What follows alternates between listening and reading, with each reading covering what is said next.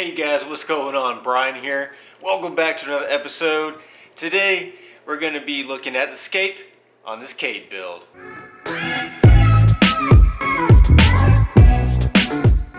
Well, here it is, guys. What do you think? I worked so hard on this. It's like the best scape I've ever made. Ha, just kidding. Ta-da! This is what I came up with. This is really awesome. I think it turned out really awesome, but it's pretty cool that I made these two scapes out of this flat rock. Instead of just stacking it together and everything, I broke up the pieces, got some super glue, and then just let the creativity flow. This one I made first. I didn't do too many breakups. As you can see, there's some pretty big pieces on here, but I mean, it turned out really well. Kind of reminds you of, the Lion King, Simba. Okay, so what I did, break up some pieces. I grabbed super glue, and then I did the soft scape with the super glue to hold them together. And then I went back and mixed up some mortar. I used the E-Marco 400, which I had left over from the last scape build. And then I let the mortar dry and let it set. And then I went back with some super glue, and you can kind of see it. The mortar, I super glued on top of the mortar, and then I crushed up some of these leftover rocks. Got some hammers and everything, went to town. I let the kids get in there on the fun, break it up real nice, get the fine dust, and then you super glue on here, and then you rock dust on said super glue, and then it holds it in place, and therefore covering up the mortar. Now, it's not really too perfect. You can still kind of see some like grayish tint mortar, but I think that's fine. I just didn't want it super mortary, so to speak, if that's even a word, because it was super ugly, and it was standing out like no other, and you can tell that there was mortar all over this stuff. Especially this scape, there's just so many tiny pieces that I actually glued together and mortared together. This one took a little bit more time to make and a little bit more of a process, but I think it turned out super nice. If you're looking for flat rock, the rock I chose, I got it from Addictive Reef Keeping, which I can link down in the description below if you want to check it out. I grabbed about 45 pounds of it. Didn't even use all of it. I have loads left over, but which is cool. If I ever need to build something else, it's there. So this one was pretty fun. I got the base and everything, and then these two branch outs are the first branches that I built, and then I just let it come out. These are lots of tiny pieces of rocks, just mortared together and super glued and everything like that. Same thing here. But yeah, I think it turned out super nice.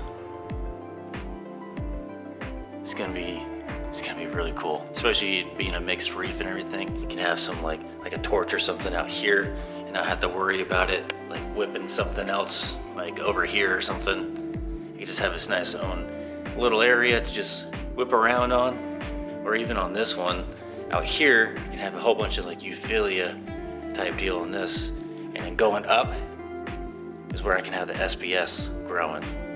That'd be pretty cool. Same thing with over here as well. I don't know, we'll see. There's definitely enough space and everything for corals not to hurt each other. Give it enough grow out room. That's the biggest thing when you're making a scape. Definitely plan ahead for what type of corals. You want to make sure you give them enough room to grow out so they're not having a warfare and all that stuff too. I love this. It's gonna be really cool. And we can play around with orientation and stuff once we get it in the tank. You know what, let's do that.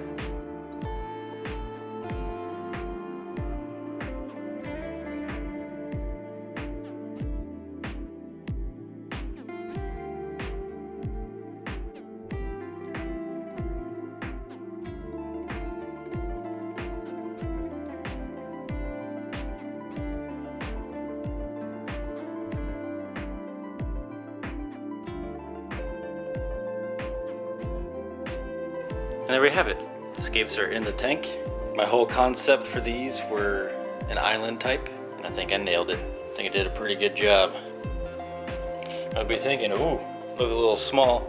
Oh yeah, by the way, I didn't do the backside. I didn't really see the need to, honestly. Because by the time I'm doing like side shots and everything, the tank should be mature and so should the rock. Going back around to, you might think these scapes are small, but in all reality, it's perfect. It allows for great flow through and around them. I don't want them blocking flow.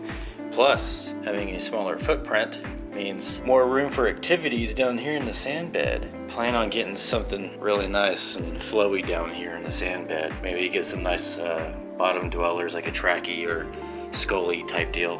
And it also leaves room for back here to squeeze things and on the sand bed back here as well, because it's nice and open on the scape, so it'll still allow for some light to go through. All in all, I'm very happy with this scape, or these scapes that I made. So my original plan was 3 islands, but I didn't think that was gonna work out too well. It might have gotten a little too crowded with 3 because I was gonna stagger them, like one towards back, front, and back, or whatever. But I figured just go with the 2 island types, and I think it's gonna look really nice. I didn't make them too tall. That way we can have room for growth and areas for fish to swim as well. You gotta take into account everything when you're making a scape.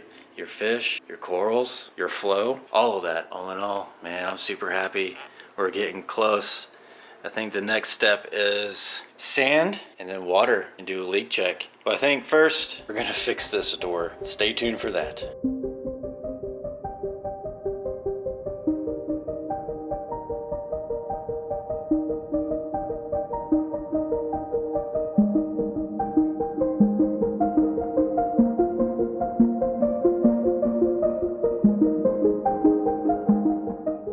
Alright guys, well that's the scape, and I hope you enjoyed this video, and I hope that you like these scapes.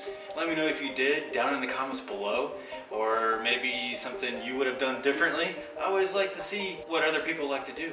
You never know, and it could be a good idea for the next build. Alright guys, well if you liked this video, hit the thumbs up, and if you really liked it, hit that subscribe button. And if you're new and you're just joining in, this is a full build series on this Cade 900 Series 2 Pro Reef baby. Saltfish TV, out.